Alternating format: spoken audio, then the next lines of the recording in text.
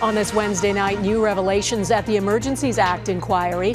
Testimony about law enforcement leaking information to protesters. There was a steady stream. Plus, two of the so-called Freedom Convoy organizers take the stand. Thousands honor a murdered RCMP officer. She helped everyone she could because she had faith in them. The regimental funeral for Constable Shaelyn Yang. Money and medicine the pressure provinces are facing to follow BC and pay family doctors better. And cooperating for a cuddly creature. Two feuding countries put aside their differences for a panda in palliative care.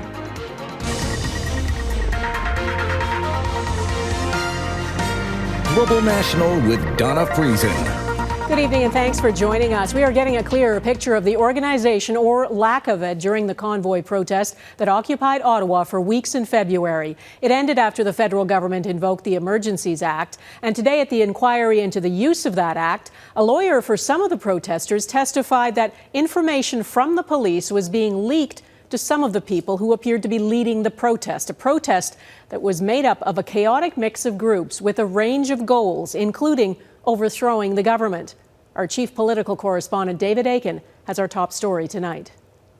Edmonton's Keith Wilson would become known as the Convoy lawyer, representing the non-profit Convoy organization as well as a handful of their leaders. It includes Tamara Leach, Chris Barber.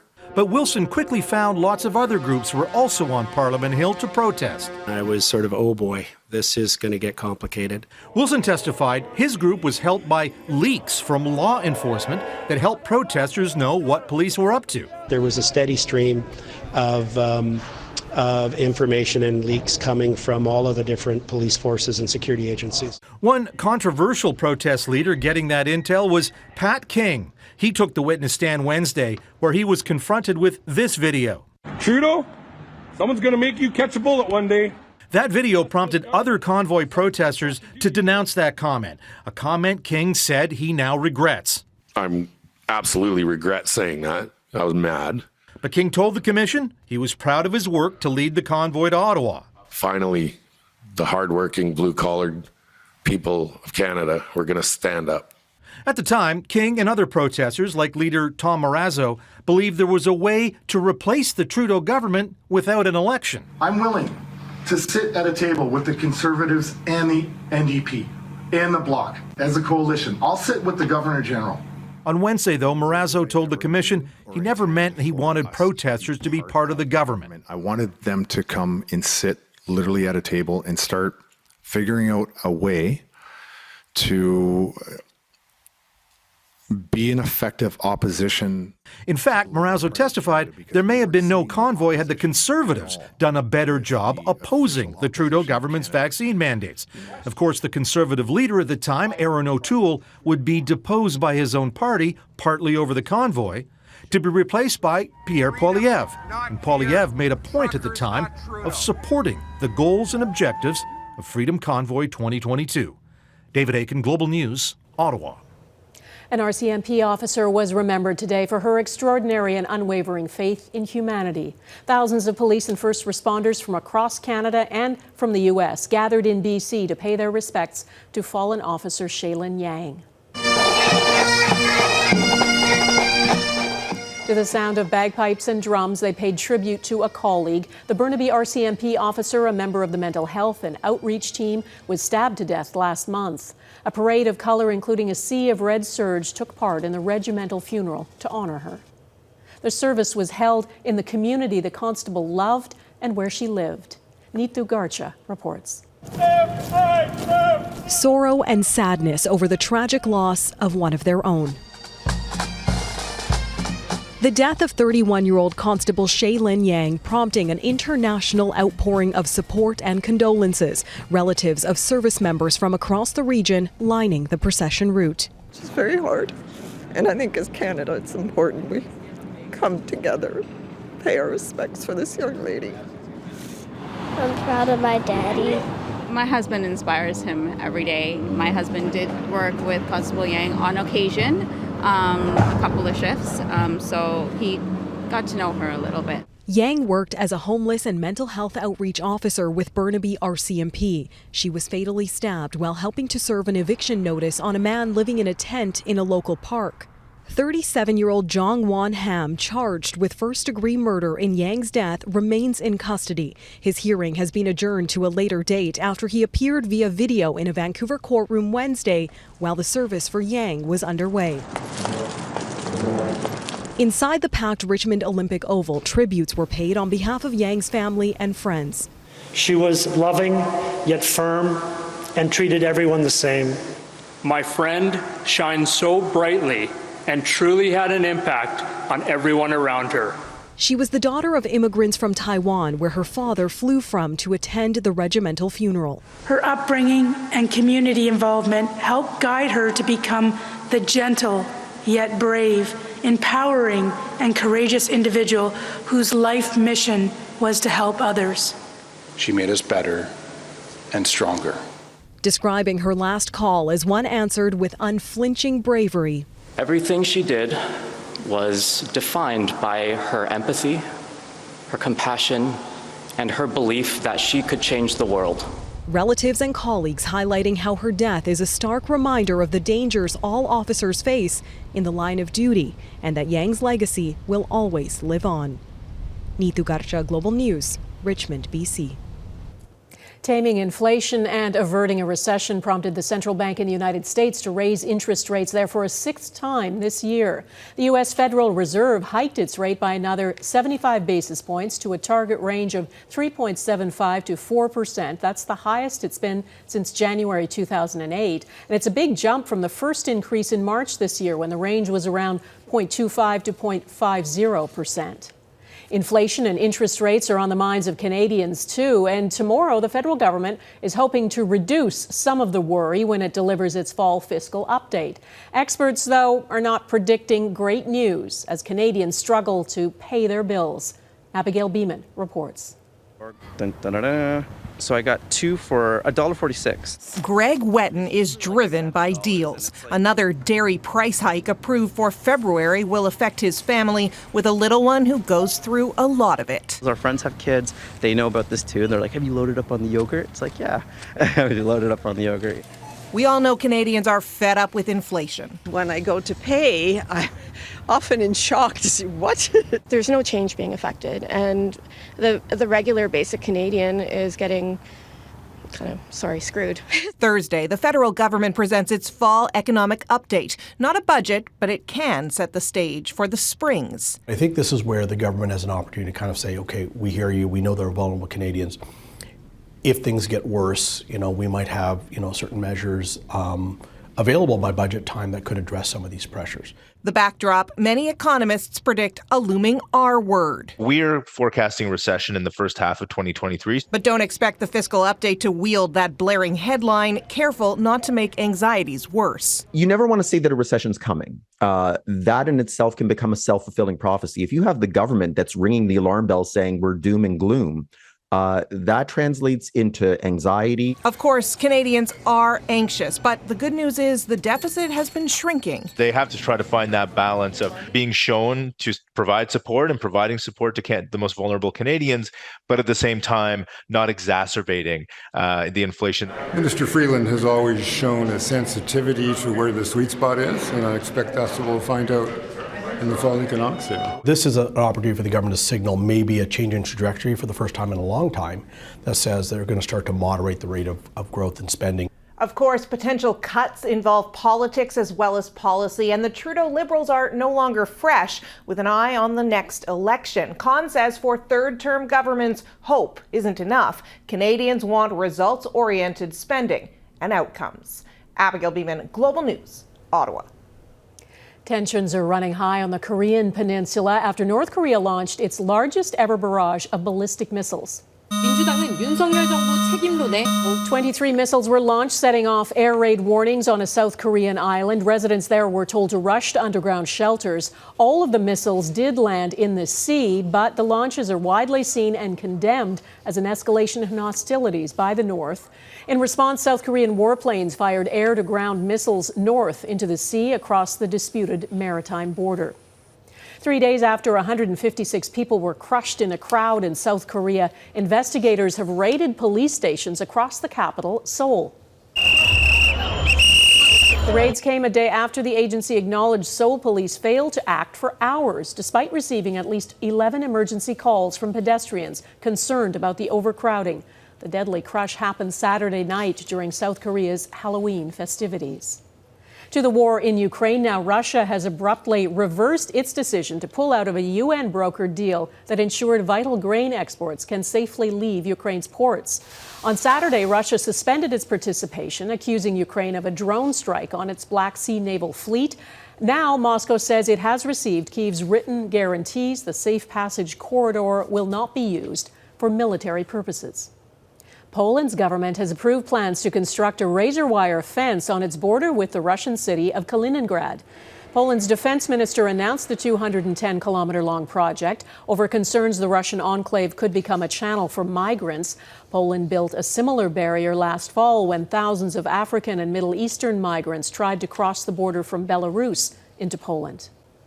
A remedy that requires an overhaul. Coming up, the push to better compensate family doctors across Canada.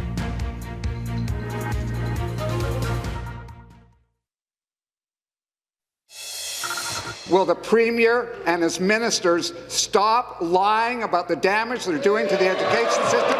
Mr. Tabbins, you are named. You must leave the chamber for the day. Well, that's considered unparliamentary, and so a fiery question period in the Ontario legislature ended with the NDP leader and 15 MPPs being ejected.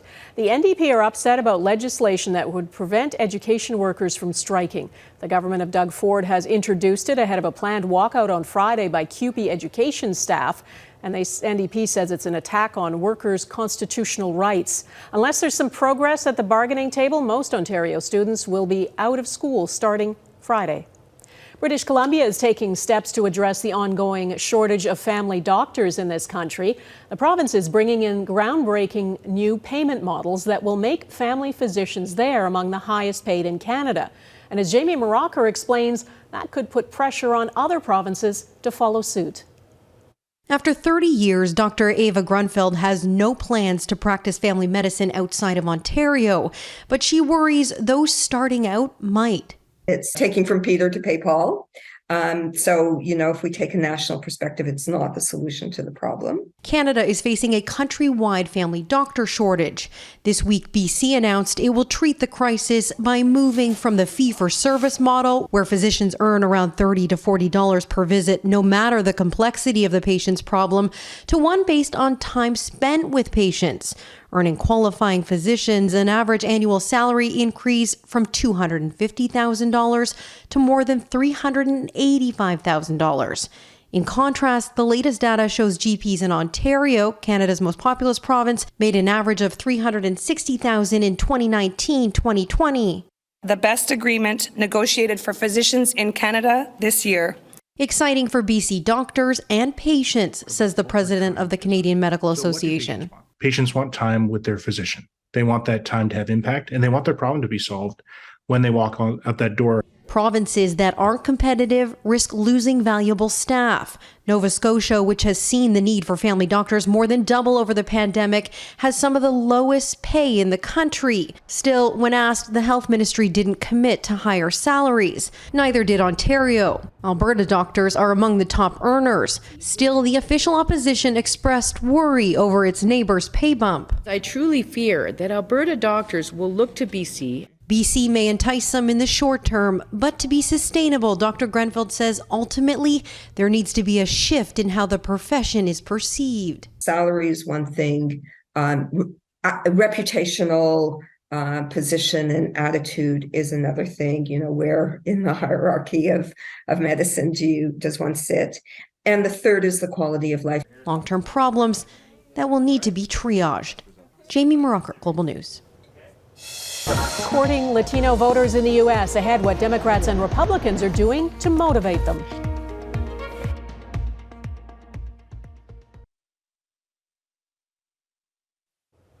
Israel held its fifth election in 4 years, and although the final results aren't expected for a few more days, former Prime Minister Benjamin Netanyahu has taken an early lead. He celebrated with supporters on Tuesday night. Netanyahu was ousted by a coalition of his opponents, and now to form a new government, he will need to form a coalition of his own, including with a party known as Religious Zionism, whose leader was once a part of a group labeled a terrorist organization by the U.S. The partnership would create Israel's most far-right government in its history. The American president, facing the possibility of losing control of the Senate and the House of Representatives, is raising the stakes for next week's midterm elections. Joe Biden was in Florida last night making the case that the election is not a referendum on him, but a choice between extreme MAGA Republicans and Democrats. This election is not a referendum. It's a choice. It's a choice between two vastly different visions for America. This is really deadly earnest, man. Democracy is on the ballot this year. Millions of Americans believe the lie that the 2020 presidential election was stolen from Donald Trump, and more than 300 Republican candidates for the midterms believe it too, or at least say they do. Election deniers and lies about voter fraud are part of the mainstream now. With so much at stake, there's an urgent push by Democrats to engage millions of voters in key battleground states, especially Latinos, who make up the largest, fastest-growing part of the electorate. Jackson Prosco went to Orlando, Florida, to see the effort to get out the vote. In Orlando, volunteers visit Latino households, making sure every eligible voter is registered and ready for Election Day. We have to invest more time in educating our new voters, the people that come into the United States and become a citizen. Mi Familia Vota works to engage Hispanic voters, including new citizens who know what's at stake. Executive Director Soraya Marquez is originally from Venezuela. We lost the democracy in our country, and the dream that we have in the United States is exercise the right to vote. Since the last midterms in 2018, the number of registered Latino voters in the U.S. has increased by 5 million. As a Hispanic community, all Hispanics, we should get out there and vote. If you want changes, you have to vote. Don't go by what they see on TV. Experts warn politicians continue to miss the mark in courting this large and important demographic. It's like satellites that circulate our communities every 2 or 4 years. We don't see them until it's election time. The biggest mistake? Assuming Latino voters will vote as a bloc, supporting only one party. We're a very diverse, complex, non-monolithic group of people. A recent poll of Latino Americans found the biggest concerns are inflation, crime, and immigration, where a strong majority oppose the decision by Republican governors to fly and bus migrants to Democrat-led communities. When you take it to the point of, playing games with them, putting them in buses, promising wonderful things in New York and elsewhere, I think that has backfired. At the same time, Democrats have been weighed down by the unpopularity of President Joe Biden and the overall state of the economy. I've noticed a drop in engagement in the Latino community. It's sort of like a disengagement, if you would. Back in the community, the biggest fear is many Latino voters will simply stay home out of frustration, giving up their voice in elections where every vote matters. If we vote in every single election, we are contributing to make democracy stronger in the United States and living in freedom. Jackson Prosco, Global News, Orlando.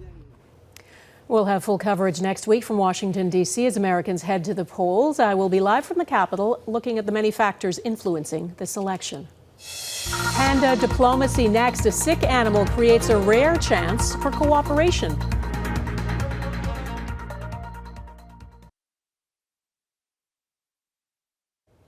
Just about every story about China and Taiwan these days is about tensions escalating. Taiwan insists it is independent. China has never accepted that and views Taiwan as part of its territory. Well, this week, a new character entered the equation, a panda who is sick. And as Mike Armstrong explains, that has led to a rare moment of cooperation. The Taipei Zoo has 4 giant pandas. 3 are in enclosures for the public to watch, and 1 is in palliative care. Tuan turned 18 in August and was diagnosed a month later with a suspected malignant brain tumor. The zoo is now trying to determine whether a delicate surgery could help, and to make that determination, they're undergoing a delicate geopolitical procedure. The zoo says they've brought together experts from both sides of the Taiwan Strait, pooling Taiwan and China's knowledge and strength. Now, Taiwan and China don't usually talk, much less cooperate on much. Diplomatic relations were cut off in 2016, and tensions have ratcheted higher and higher in recent years. Chinese leader Xi Jinping promised last month Taiwan would be reunified with China if necessary through force, while Taiwanese officials have boosted military spending and promised to be ready for a fight. Well, the two sides appear to have put the saber rattling on hold to help Tuan. Two panda experts from China arrived in Taiwan Tuesday. The pair works at China's main panda research center. The zoo says its vets and the Chinese experts Wednesday examined Tuan together. They say his eating and digestion are steady, but the location of the tumor makes surgery too dangerous for now, and they're nervous about how he'd react to anesthesia. Now, that a panda might help ease tensions likely shouldn't be a big surprise. They've been a tool of Chinese diplomacy for more than 80 years. Two were sent to Qatar just last month. They're leased to other countries, and that's supposed to encourage ties. Well, Tuan may be doing just that. The Chinese team is supposed to stay in Taiwan for a week. Mike Armstrong, Global News. That's Global National for this Wednesday. I'm Donna Friesen. No pandas for tonight's Your Canada, but we do have this trio of beavers relaxing in Saskatoon. Thanks for watching. Hope to see you here again tomorrow. Bye-bye.